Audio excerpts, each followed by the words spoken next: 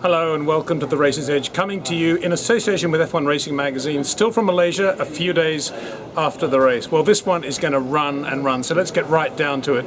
To my mind, there were two major issues resulting from the events of Sunday, a little bit overlapping, but in reality they shouldn't be confused. And the first goes to the heart not only of motorsport but also of sport in general, in my view. This was not about a number two driver being asked to give the race lead to his number one by his team, as we've seen the Ferrari drivers particularly having to do over the last few years. And it wasn't about two equal number ones fighting almost to destruction as Nelson Piquet and Nigel Mansell did in the Williams Honda days, or indeed as Alain Prost and Senna did in the McLaren Honda days as well. No, this was about a team instructing its two drivers, once they'd achieved a certain domination of the race, by which I mean the third and fourth place getters were in fuel-saving mode and backing away.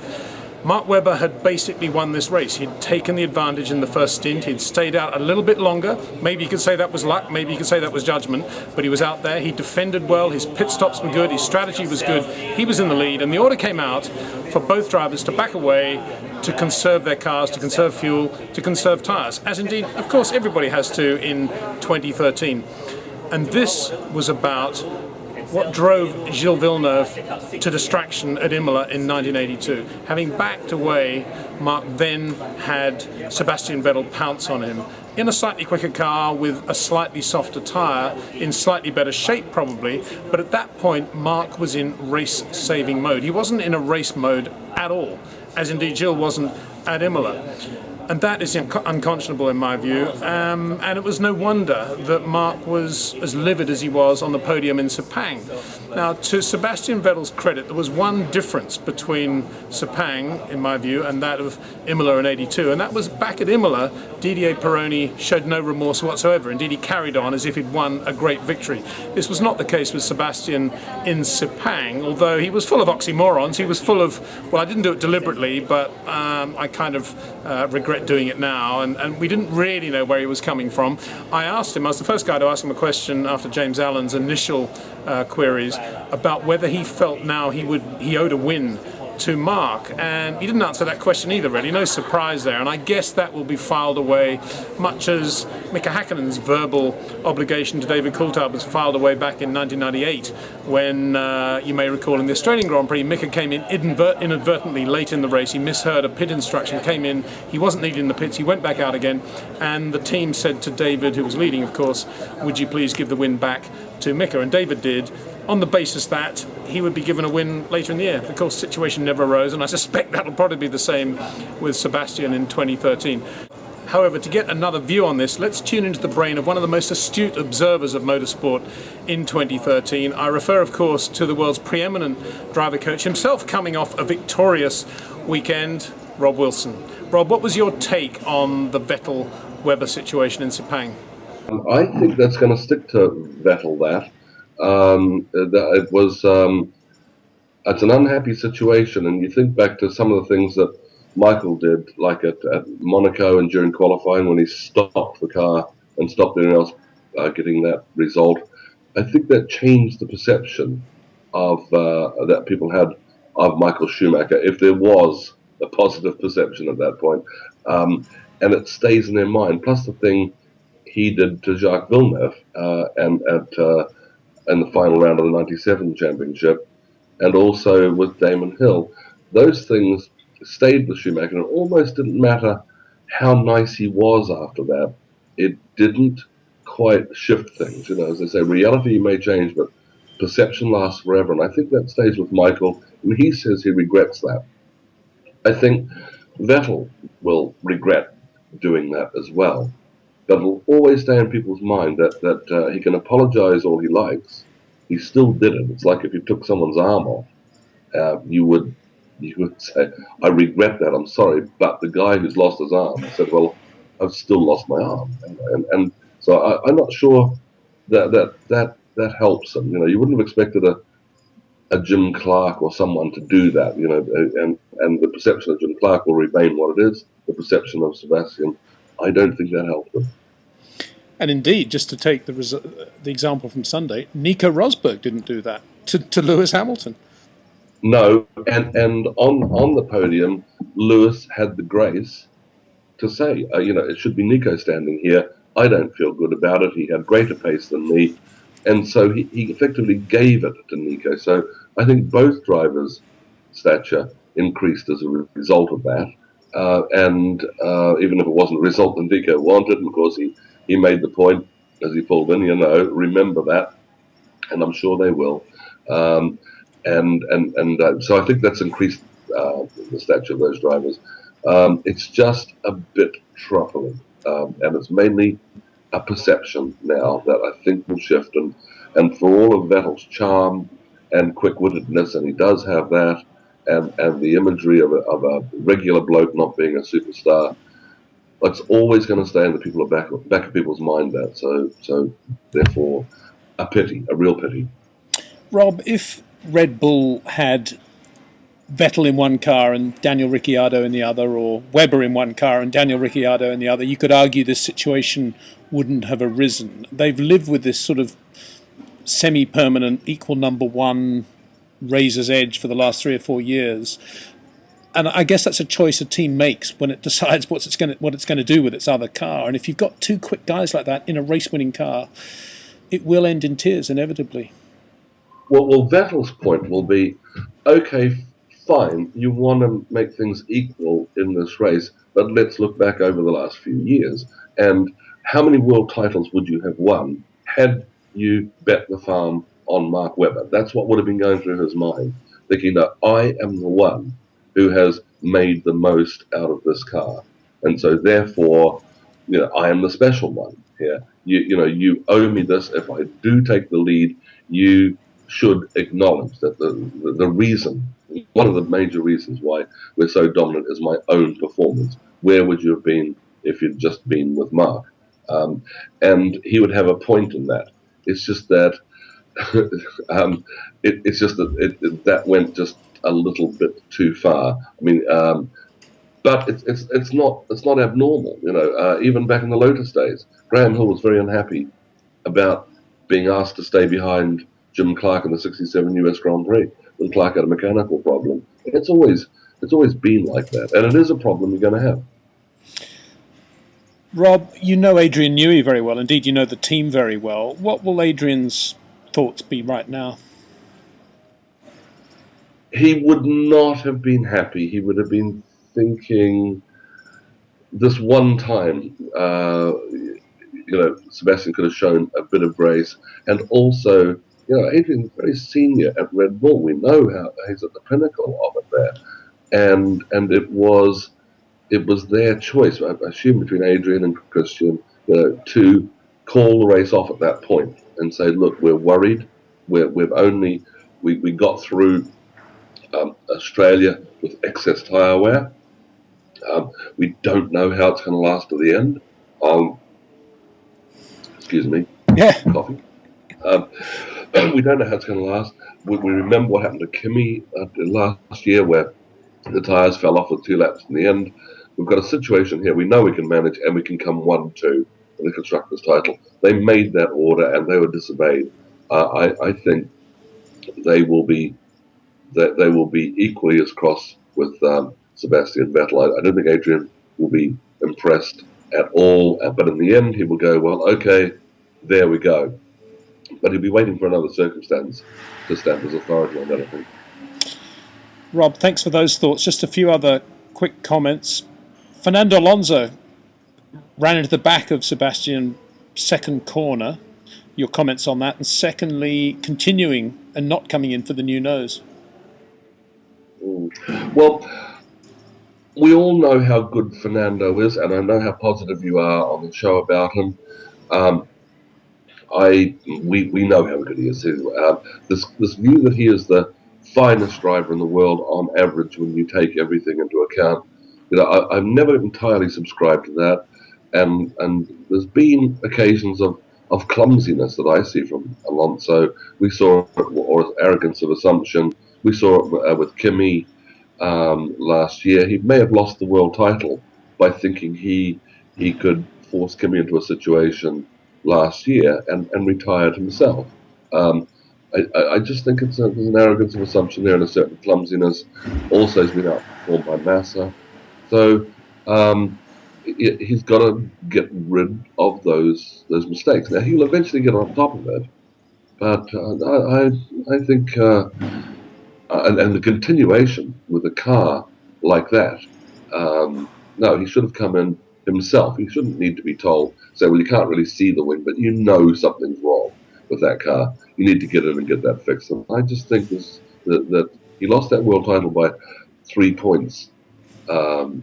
Last year, and they say, well, Fernando carried that car on his back, but I think he's also the one who lost them, and he'll be feeling the pressure now of Massa outperforming him. I think it's that the last 3 or 4 races that Massa's out-qualified him. He won't have ignored that. Rob, we're all Kimi fans, but very disappointing that he got that penalty for impeding another driver. This is the cleanest racing driver in the world, impeding another driver. Yeah, and I didn't see what it was that he did. Did you? Because I missed that. Well, he was radioed that Nico was coming up behind him. He himself was at turn 11, the entry to the slow corner, and he was pacing himself to force India in front. He says he never saw Nico. He arced into his apex. Nico had to back away, lost a couple of tenths. It wasn't enough to justify the difference between Nico and Lewis in qualifying lap, but he lost a couple of tenths, and the audio transmissions convinced Derek Warwick and the stewards that a penalty should be given. And you do, because I missed that. And what do you think on that? Well, I think it ruined the race for Kimi, obviously. I mean, it put him in the mire, and but I'm confused by it because Kimi is an incredibly clean and respectful driver when it comes to other cars on the circuit. It's very rare the situations where Kimi's involved in something like this. And I don't know, I think maybe Formula One's a bit guilty of radio overkill and stewards' decisions, to be honest. Well, talking about it blind there, I think that's absolutely the case. I think once you start drawing lines like that, everybody becomes a bad guy, not regard to this situation because I didn't see it. But I'll take your word on that, obviously, or your judgment on that. If Kimi was told this, it would just be a misjudgment on his part, less clumsiness, and just a judgment that he felt, well, okay, no, I didn't know Rosberg was there, or I didn't think that was going to mess him up. So yes, well, when you look at Alonso, you look at Kimi, both races ruined. It's a case of if you can just take the mistakes out of a season, the world title is there. That's how Alonso lost his one this year. That's how probably Kimi lost a good race this time. What it reminds me of, those after Australia, you can't say if you're a racing team or a racing driver, yes, we can keep this up all year. We're going to be competitive. We're looking forward to the similar thing at the next race. None of them have a clue. If everybody knew what was going to happen, McLaren wouldn't have come out with that car that they've come out with this year, and all manner of things wouldn't make. So you can assume nothing. And in truth, for all of the strategy plans and so on, no one's got a clue what's going to happen the moment that those lights go out and they run down into the first corner. They haven't got a clue. Look at Mark Webber, actually 2 races in succession. He couldn't get off the line. Suddenly he's on the front row. Suddenly then he's 7th. Gets to the race here. The management say the race is turn your engine down. You're okay. And he gets beaten by his teammate. Nobody can make the assumptions. And nobody could have assumed that Williams were going to be so far off the pace in the first 2 races. But Valtteri Bottas, who I know you've done a lot of work with, nearly scored a point in Malaysia. 2 difficult races for him, but he did the job. Absolutely, he's been immaculate. This person is developing behind the scenes. He shouldn't have been developing in such an anonymous way because the car is slower than they thought. It'll be aerodynamic. They'll get to work on it. At least they know what the problem is. Again, like McLaren, there's a mistake made there somewhere, and they're working very, very hard on it. Valtteri, terrific to see. Proper rock solid race there. He has something about it. He'll have his day. Rob, finally, congratulations in order. You just had a 1st and 3rd at St. Pete in the Indycar race with James Hinchcliffe and Marco Andretti. I say that tongue-in-cheek, of course, but I know both of those came over to do some work with you at Bruntingthorpe, and you have some more Indycar drivers coming as well. Yes, Serbia and Hildebrand are coming over. Which would be good. They're a bit further down the line there. But Marco and Hinchcliffe, James Hinchcliffe, are terrific guys. and just great talent. Just needed to be sort of put in order a little bit. And so I'm delighted for Hinchcliffe, because he really does work at the craft. He has a great feel for the surface, and applied himself fantastically. To see him win the race was great. And Marco, yeah, fantastic car control. You can imagine being like his grandfather on the dirt tracks and the world of outlaws. He's definitely got that about him, and he's almost one of those style drivers in the modern world. And we just had to get him straightened out and say, look, let's get the car pointed this way. Let's place a bit of a value on traction, and such like, rather than car control. He was a terrific guy and really got stuck in and worked at it. And it was such a great pleasure to see a result like that. So yeah, we'll stay in touch with them. Good guys. Well, Rob, congratulations to you on that. I know you're a busy man and you've got lots going on at the moment with various F1 teams and meetings going on, but we'll let you go. Thanks for joining us, and we look forward to having you back on the show in our new studio very soon. Peter, thanks for the inclusion. Enjoy it here. The inimitable Rob Wilson, enjoying his coffee too. Good to see. Rob makes a very good point when he says nobody has a clue, and it's always fun, I think, at a Grand Prix to be there on a Thursday and you see the long faces, the stares, the silent grimaces, the meetings in the dark windows, etc. And then Sunday night, Fernando Alonso's taken the nose off the car on the first lap, and that's it for Ferrari. You wonder what all those meetings and everything else was all about. Rob's absolutely correct. It's, racing is this strange dichotomy between incredible business, 500, 600 people, and then two guys going racing on Sunday afternoons and sometimes doing silly things. Just speaking of Fernando, I'd only add to Rob's point and say that I think in some ways Fernando is kind of a victim of his own aura, because we have this feeling about him that he can win a Grand Prix in a car with three wheels. And I suppose if any other driver was in the Ferrari at Sepang on Sunday and had come out of that third corner, second corner with the front wing broken the way it was, there wouldn't have been any decision. You would bring him in. But because it's Fernando Alonso, you can imagine them on the pit wall thinking, well, it's taking Mark Webber a while to get past him. Let's keep him out for a couple of laps, and we've got to bring him in anyway for dry tyres. Let's give it a go. But of course, if it's the main plane at the front that's damaged, then it's a hiding to nothing, really. Easy to say that now, sitting back here. But equally, as Rob said, sometimes Fernando needs to make those calls and just come in of his own volition.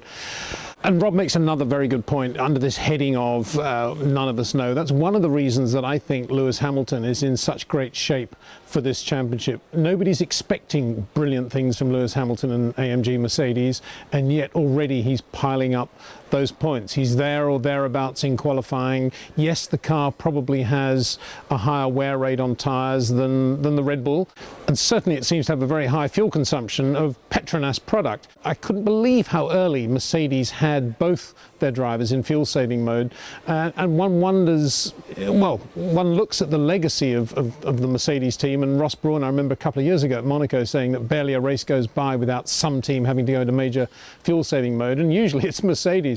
And talking to the other Mercedes-powered teams, i.e. McLaren and Force India, they had no such issues in Sepang in the heat. And the thought occurs that maybe this is a cooling thing. Maybe they've got smaller inlets or slightly less effective radiator flow, and they run a little bit hotter, and in the heat of Sepang they had to run richer in order to get around that problem. Of course, Mercedes say that wasn't the issue at all, and I don't suppose we'll ever know. I'll never know. But equally, it is strange how much of a fuel-saving mode the two drivers, Hamilton and Rosberg, had to go in that Grand Prix.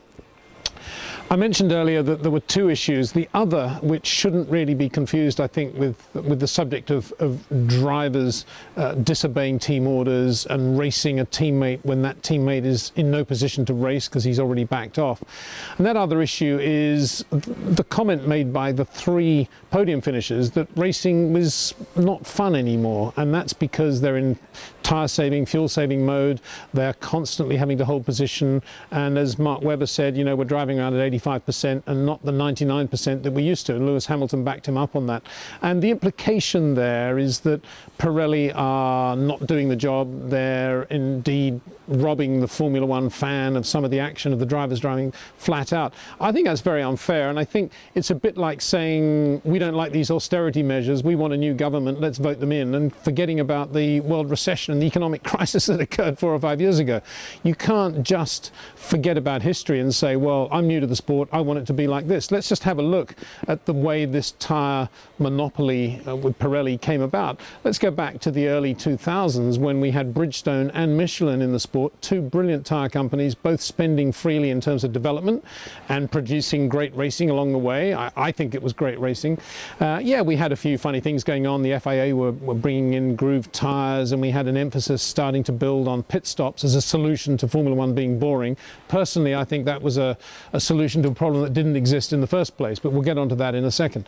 Then we get to Indy 05 when Michelin are hung out to dry effectively. Yes, it was their problem in that they had a tyre that wouldn't work on the banking at Indianapolis, but nobody in Formula One effectively covered that situation for them. And on race day, we had the horrendous situation of all the Michelin runners not taking part and the race being a Bridgestone race only with only 6 starters and 6 finishers. Ludicrous, probably the most embarrassing moment in the history of Formula One, certainly since the World Championship was introduced. Then in 2006, a year later, with Ferrari still on Bridgestone and winning races, as we know, going very well, Michelin were accused at the Italian Grand Prix in public by Ferrari, but backed up by most of the heavyweights of the sport, of a flagrant and deliberate breach of the technical regulations. This was all over the design of the grooves they had in their tyres. And if you consider that Michelin are they're a brilliant company and most motorsport people love having them around, and B, if there's any company in the world that is super conservative and isn't going to stray over that line of illegality, it's going to be Michelin. Nobody backed them up, and so exit one very good French tyre company. So that's the reason we don't have Michelin in Formula One at the moment, and I think if none of that had happened, probably they'd still be in the sport.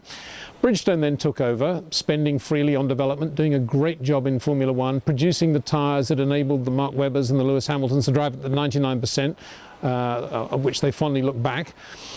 But that couldn't last forever either, because the economic recession came. Bridgestone is a Japanese company. Japanese companies in Formula One have a history of continually reviewing their involvement, and Bridgestone were no different in that. And at the end of 2010, they pulled out mainly because of the world recession. That left Formula One in a very, very difficult situation. There was no obvious replacement for either Bridgestone, and there's no way in the world that Michelin were going to come back in, certainly in the short or medium term. And for a while, Formula One were actually looking at producing their own tyres in-house and branding the sidewalls with, I don't know, some commercial sponsor to pay for it all. Pirelli then came on the horizon as a company that didn't have a huge development budget, but what it did have was a lot of panache, Italian feel, creativity, and it would do a lot for the promotion of Formula One. Great, let's bring Pirelli in.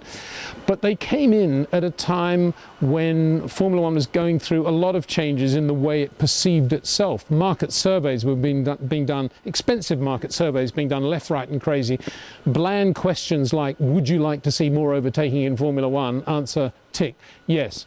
The questions, of course, were not worded along the lines of, would you like to see more overtaking in Formula One, if it meant that the drivers were going to have to run much shorter race stints and the tyres were going to have to be managed much more carefully, which meant that the drivers are going to be driving at 85% rather than 99%, or worse, the cars were all going to look identical. None of these extras were added to the questions. It was just, we've got to have more overtaking, we've got to have more pit stops. And so that's what happened. Pirelli came in, and quite rightly, they've fitted into that template. They've said we can reduce our development costs by building tyres that last for whatever it is, 8, 12, 20 laps. We can have a mix and match policy with compounds. That'll be good for the racing as well, because that's what the fans want. And here we are. I don't think anybody is in a position, in other words, to criticise Pirelli for the products that they deliver. Pirelli are doing what Formula One wants them to do, and Formula One want them to do this because they kind of messed up the last 7 or 8 years of the way they've run tyre companies in Formula One. So that's my little rant on that one, and I feel quite strongly about that, and I think it's inappropriate for the drivers after the race, even if they think that, to say that we're driving at 85%, it's really boring, we're not enjoying this, because those quotes will be taken out of context and they will be related directly to Pirelli. And if anyone's to blame for this, it's not Pirelli, it's the teams for allowing it to happen in the first place. And guess what? The drivers are part of those teams and they reflect the team policy. So, and I think that needs to be remembered. Okay, lots going on in the Sepang weekend. We've covered some of it. We don't have enough time to cover all of it in detail. And then there was GP2 as well. GP2 began its lead championship series at Sepang with 2 good races. The first won by Fabio Lima. Good to see Racing Engineering on the centre of the podium for the first time in over a year. Fabio's a driver that was with them last year, and a good win for him. He didn't lead from the start. Stefano Coletti, the Monaco-based Italian, was on the pole. He led and was looking very good, but had a tyre problem, but made up for it with a win on Sunday. Credit to Mitch Evans, the young New Zealander making his GP2 debut. He finished 3rd in the Sunday race, and another GP2 debutant, Connor Daly, the young American, only got a phone call on the Monday before Sepang to take part, and he finished an excellent 7th on Sunday. So I caught up with Connor after his race. Yeah, I'm very excited about this weekend. I mean, it all came together very late, and we came in with a mission to try and just learn as much as I could about the car, and help this new team get into the series. And I didn't have a lot of expectations, but sure enough, we came out with some points, so I was extremely pumped about that. When did you get to hear that you were going to be racing here in Sepang? I only knew on Monday night that I was going to be here racing, and when I got that notification, I didn't really believe it. So sure enough, my dad booked a flight, and I was on my way to Asia, which is a place that I've never been here before, so it's a whole new experience. You won that Indian MRF championship over the winter. Congratulations on that. I don't suppose that really prepared you for the weather, however, that we've got here in Sepang this weekend. Actually, it was almost, I think, hotter than it is there. In the last race in Chennai, it was I think a track temperature of 50 Celsius, which was, that was hot. But here, I think it's a different kind of heat, more humid here, and it was tough for sure. Drivers yesterday couldn't even get out of their cars, so it was a challenge. But I enjoy it. I enjoy tough conditions. You sweat a lot, like your dad used to sweat a lot. Yeah. But you look great. As I say, it's only a few minutes ago since you stepped out of the car. Looks like you set 2nd fastest lap as well, so the pace is there. You must be feeling we can do this. We can do GP2. Exactly. I think the part when I heard on the in lap that I did the 2nd fastest race lap, I said, well, I was kind of surprised. I could see the leaders in front of me the whole race, so I knew they weren't pulling away, and I knew the pack was right there. So I just wanted to keep them there and hopefully have some, for them at the end. But unfortunately, we just had a little bit too much oversteer, I think, mid-race, and just had to be careful with the tires. But the pace in general, I impressed myself, and I think the team was very happy, and I'm just thankful to have got the opportunity.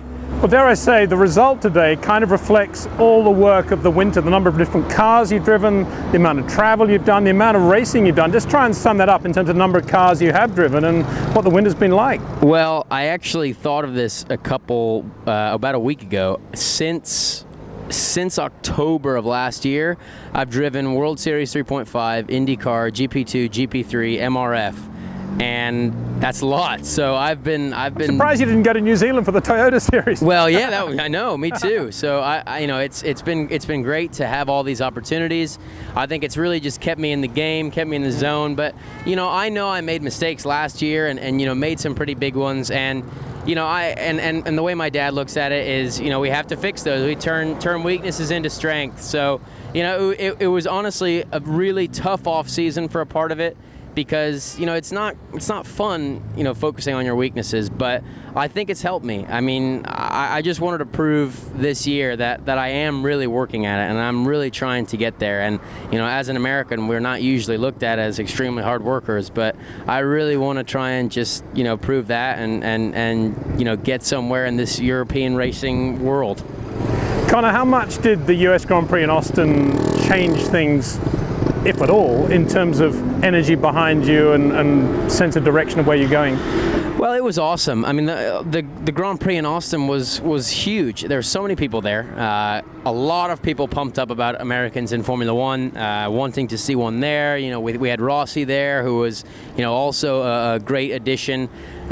So I think it helped the whole U.S. kind of push to get a driver in Formula One. But it's still very tough. It was great to see all the support, great to have so many people there. But you know, still, it's a tough game. As Americans, we don't score points that often in GP2, so it's cool. I'm excited, and you know, it kind of proves to myself that I can also compete at this level. You never know when you jump into something like GP2. I mean, this is right below F1. I mean, these cars are fast. So, you know, when you can run at the front, run in the lead pack in this series, it's a very good thing for your confidence. Connor Daly, a young American, making the most of the opportunity he was given in the Sepang GP2 race. Other thoughts on the Petronas Malaysian Grand Prix? Well, Rob Wilson said that Felipe Massa has been outperforming Fernando Alonso. I wouldn't go that far, to be honest. I think he's done very well. His lap times are good in qualifying, but I thought his race performance was, dare I say it, disappointing, because when your big star driver Fernando Alonso does have an issue like that, that's the day you rely on your other driver, your other quick driver, your number 2 driver, well-balanced team, to step up to the plate and get some serious points. But Felipe had a very difficult opening lap as well and spent the rest of the race recovering from that. But we saw from his late race lap times how competitive the Ferrari would have been. Who knows where they were? Hart says they probably would have split the Red Bulls and the Mercedes, but we'll never know. We'll have to wait until China for the answer to that one. Adrian Sutil, again, looking brilliant in the dry, just fabulous to watch in Friday. Didn't run on Friday afternoon in the wet, which told a little bit in Q3 when it was wet, and that was because there was a suspected engine oil seal leak, I think it was, on the Mercedes Sahara Force India. But in Q1 and Q2, just beautiful to watch. That kind of went away in the race when he went off on the opening lap out of the pit lane, going onto the grid along with about 5 other drivers, including Mark Webber and both Williams drivers. So the floor of the Force India was not in great shape, and Paul di Resta actually drove very well, I thought, in the race. Shame that both of those had to retire as a result of, well, Ron Toronac would say, well, if it ain't broke, don't fix it. Of course, what they were doing was putting in the captive wheel nut, keeping up with the Joneses, along with all the midfield teams now going to the captive wheel nut on the wheels for faster wheel changing. And guess what? They could get the wheel off, but they couldn't get it back on. Looks as if the sleeve had expanded somewhat in the heat of Sepang. Something would only show up, really, if there was that sort of fault under that sort of heat and load. So bad luck for Sahara Force India. I thought, again, Esteban Gutierrez looked very good in the wet. This guy has a lot of touch, more touch, I have to say, than I ever saw in GP2 or GP3, and I was very impressed with his driving in the wet. Not that it amounted to much, of course, because so far as he was concerned, he was out of qualifying when it was still dry, but quite a good combo there. And Nico Hülkenberg driving very well for Sauber, making up for that huge drama and disappointment in the Australian Grand Prix. Well, that's all we have time for now in this abbreviated version of the Racer's Edge. We still have a bit of a Malaysian hum on our amplifier, which is why we're doing it this way, but we'll be back again next week. From the offices of F1 Racing Magazine in Teddington, lots of eye shields and bits of paper everywhere, typewriters clacking. Oh no, sorry, that was Clark Kent when he was a journalist in Superman. Lots of Supermen there though at the Haymarket building. We'll be there talking to the writers, talking to the people who are putting the next edition of F1 Racing together, so that'll be a lot of fun as we look back again at Sepang. I'm sure there'll be a lot more to say, and ahead to the Chinese Grand Prix at Shanghai. Till then, thanks for joining us. Take care.